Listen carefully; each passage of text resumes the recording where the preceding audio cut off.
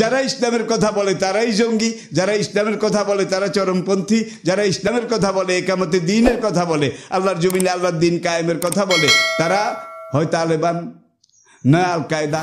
গেল 1 বছর আর বর্তমান আবার আরেকটা আকৃতি নিয়ে এটা যখন বিশ্ব মানবতার উপরে ঝাঁপিয়ে পড়ল, এই সময় আমরা দেখি আফগানিস্তান সবার চেয়ে বেশি নিরাপদে আছে। কোভিড বিশ্ব মহামারী, দুনিয়া যেইভাবে চাপের মুখে আর বিশ্ব গজবের মুখে, বিশ্ব মুসিবতের মুখে, বিশ্ব নিয়ন্ত্রণের পক্ষ থেকে এমন চাপ কিন্তু অতীতে দুনিয়াতে কোনো সময় আসেনি।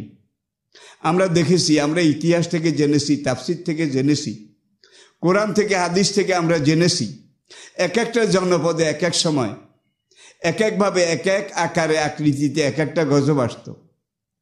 কোনোখানে আগুন বৃষ্টি, কোনোখানে পাথর বৃষ্টি, কোনোখানে জিব্রাইলের বজ্রনিনাদ, জিব্রাইলের একটা গলার আওয়াজ, কোনোখানে ঘূর্ণিঝড় ঝঞ্ঝাবায়ু, কোনোখানে বন্যা প্লাবন, কোনোখানে জমিন উল্টাই দিয়ে পাথর বর্ষণ। এই ধরনের শাস্তিগুলো হয়েছিল এলাকা ভিত্তিক, এক একটা জনপদে এক এক যুগে এক এক সময়। কিন্তু বর্তমান করোনা ভাইরাস এটা কোনো এলাকায় সীমাবদ্ধ নয়, কোনো জাতি গোত্রের উপরে সীমাবদ্ধ নয়। দেখা যায় পুরা দুনিয়াব্যাপী, পুরা বিশ্বব্যাপী বিশ্ব নিয়ন্ত্রণ আল্লাহ রাব্বুল আলামিনের পক্ষ থেকে ইন্না বাতশা রাব্বিকা লাশাদীদ। তাহলে বোঝা যাও মুসলমানদের অবস্থা যা, মুসলমানদের অবস্থা তার চাইতে বেশি ভালো না। কারণ পাইকারিভাবে সবার উপরে এইটা মেজর অপারেশন চালিয়ে যাচ্ছে। তবে এই পর্যন্ত আমি আমার পর্যবেক্ষণে দেখেছি করোনা ভাইরাস বর্তমান বিশ্বের বুকে যেই দেশটা সবচেয়ে কম সেই দেশটা আফগানিস্তান। জানি না আপনারা আমার সাথে একমত হবেন কিনা।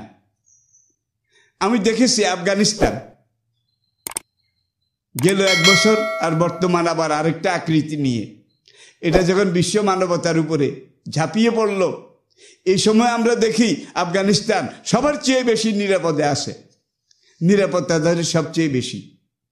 এই আফগানিস্তান দুনিয়ার মানুষের গণনার হিসাব হিসাবে দুনিয়ার সুপার পাওয়ার, বৃহৎ শক্তি, তাদের সমর শক্তি, অস্ত্র শক্তি, রণকৌশলের দিক থেকে আফগানিস্তান হিসাব করার মতো কোনো দেশ নয়, কাউন্টে আনার মতো কোনো এলাকা নয়। কিন্তু এই আফগানিস্তানের একদল মাদ্রাসা ছাত্র তালেবান, আরবি তলেব, তালাবুল ইলমে ফরিদাতুন, এখান থেকে তালাবা। অবশ্যই তালাবাটাকেও আজকে দুনিয়ার ইহুদিবাদী শক্তি এটাকেও জঙ্গিবাদ এটার লেভেল লাগিয়ে, ট্যাগ লাগিয়ে দিয়েছে। যারা ইসলামের কথা বলে তারাই জঙ্গি, যারা ইসলামের কথা বলে তারা চরমপন্থী, যারা ইসলামের কথা বলে, একামতে দ্বীনের কথা বলে, আল্লাহর জমিনে আল্লাহর দ্বীন কায়েমের কথা বলে, তারা হয় তালেবান নয় আল কায়দা, নয় বোকো হারাম, নয় দায়েশ, নয় এটা নয় সেটা। তাহলে বুঝা গেল যত জঙ্গি সব মুসলমান এলাকায় আর মুসলমানদের মধ্যে।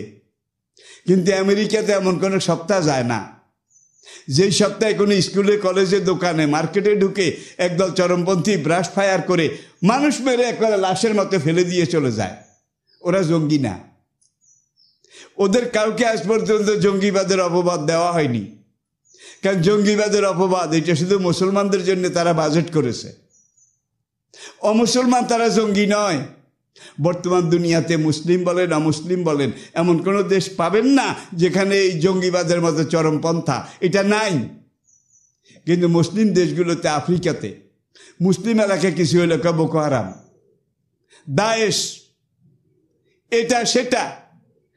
আর এই উপমহাদেশে কিছু হলে তালেবান, আল কায়দা। ওসামা বিন লাদেন তো 10 বছর আগে চলে গেছে, এখন আল কায়দা তালেবান কোথা থেকে আসলো? তাইলে তালেবানের ভাব শিষ্য ওসামা বিন লাদেনের। এই ট্যাগও এখন আর বেশি দিন চলে না, হয়তো আরেকটা নতুন নাম আপনাদের সামনে চলে আসবে। এগুলো হলো দজ্জালের থিওরি, এগুলো হলো দজ্জালের ব্যবস্থাপনা। আর বর্তমান পুরা দুনিয়াটা দাজ্জালের হাতে রয়েছে, দজ্জালের এজেন্টদের হাতে রয়েছে। দজ্জালের যারা সহকর্মী, সহমর্মী, সহধর্মী, সম্পূরক, পরিপূরক, পুরা দুনিয়া ইহুদি জাতি তারা চালাচ্ছে, এটা আপনারা জানেন। আমেরিকার মতো সুপার পাওয়ার, সেটাও ইহুদিদের হাতের মুঠায়। দুনিয়ার সুপার পাওয়ারগুলো ইহুদিদের হাতের মুঠায়। কথাটা আমি আফগানিস্তানের জন্য উদাহরণ দিয়েছি। আমি জেনেছি, আমি দেখেছি গুগলে, নেটে, ইন্টারনেটে, যখন রাশিয়ার একটা বিমান আসতো, এই রাশিয়ান মুজাহিদেরা পাহাড়ের ভিতরে টিলায় গুহায় পালিয়ে থাকতো।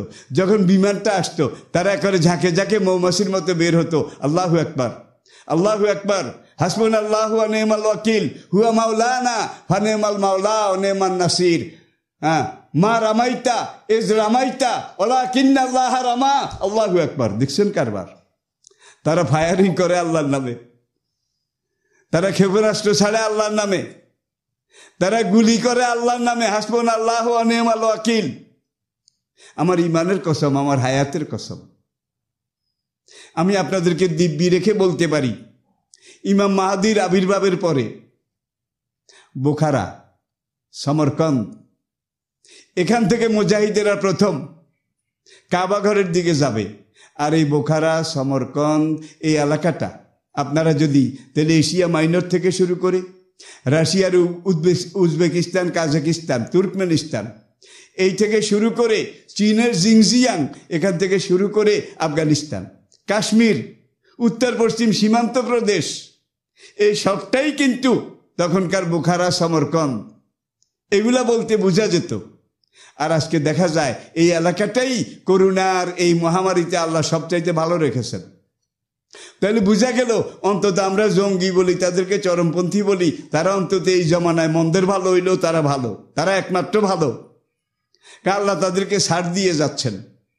এটাই তো তাদের বিশুদ্ধতার সবচেয়ে বড় সার্টিফিকেট। কেউ আমাকে আবার ভুল বুঝবেন না, আমি নিজেও জঙ্গিবাদী নই, আমি জঙ্গিবাদের সমর্থকও নই। জঙ্গিবাদকে আমি ঘৃণা করি, প্রত্যাখ্যান করি, আমি ধিক ধিক করি, আমি থু থু নিক্ষেপ করি। কিন্তু আজকে যাদেরকে জঙ্গিবাদ বলা হচ্ছে, আপনি আমাকে মারবেন, বারবার মারবেন, বারবার মারবেন, আমি মরণাপন্ন অবস্থায় চলে গেছি, এইবার আপনি আমাকে শেষ মার দিয়ে যখন নিশ্চিহ্ন করতে আসবেন, এই সময় ইজা ইয়াসাল ইনসান ও তলা লিসানুহু, স্বভাবতই আমি চিন্তা করব, মেরে তো ফেলেছিস, আজকে তো আমাকে মেরে ফেলবি, এই সময় আমি তো তোর তল পেটে একটা লাথি হলেও মারব, তোর মুখে একদলা থুথু হলেও নিক্ষেপ করব। আজকে মুসলমান যারা, যাদেরকে জঙ্গি বলা হয়, তাদেরকে মারতে মারতে, নির্যাতন করতে করতে এমন পর্যায়ে নিছে, এখন তারা দেখে যে আমাদেরকে মেরে ফেলবে। কয় যখন মেরেই ফেলবে, মরে যাওয়ার আগে তোর তল পেটে একটা লাথি মারি। তাহলে ফিলিস্তিনের মুক্তিকামী জনতা আজকে নাকি জঙ্গি, কাশ্মীরের মুক্তিকামী জনতা আজকে নাকি জঙ্গি। অথচ মার খাইতে খাইতে খাইতে খাইতে তারা যখন করে শেষ পর্যায়ে, এইবার তারা রুখে দাঁড়িয়েছে এবং বলে, এজা ইয়াসাল ইনসান ও তলা লিসানুহু, তুই তো আমাকে মেরে ফেলবি, আমি মরে যাওয়ার আগে তোর তল পেটে, মানে অন্ডকোষ, মাফ করবেন, তোর তল পেটে আমি শেষ লাথিটা না দিয়ে মরব না।